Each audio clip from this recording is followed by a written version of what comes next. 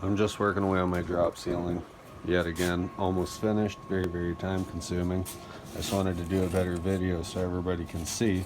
So now I've ripped down these two symmetrical pieces off of one ceiling tile.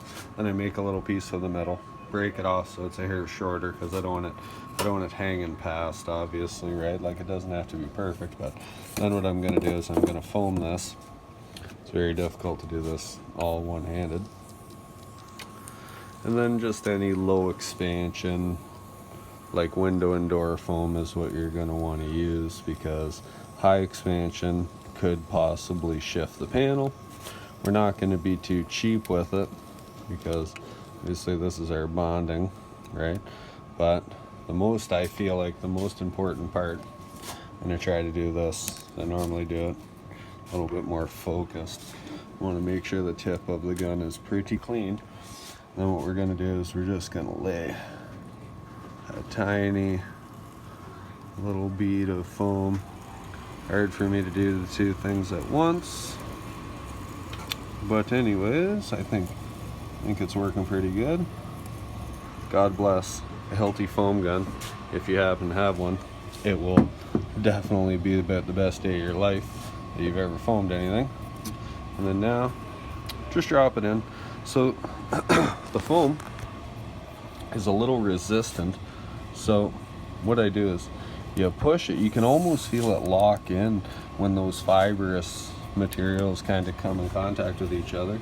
Yet again, we're going to lose you just right here. And then I'm just actually setting piece 2 in. But I don't quite have a cameraman. My daughter is only 7. She doesn't want to assist with any of these tasks quite yet.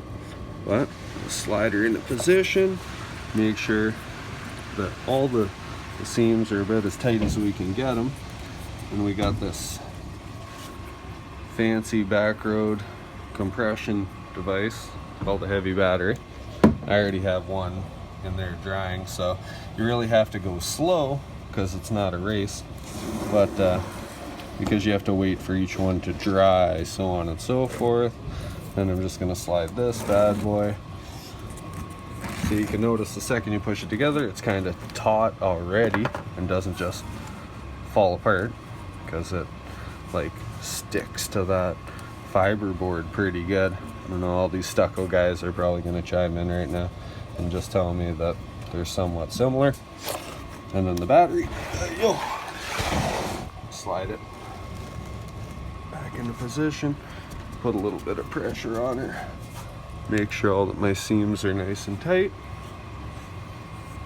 These tiles have to be cut again for a second time, so they're looking pretty good.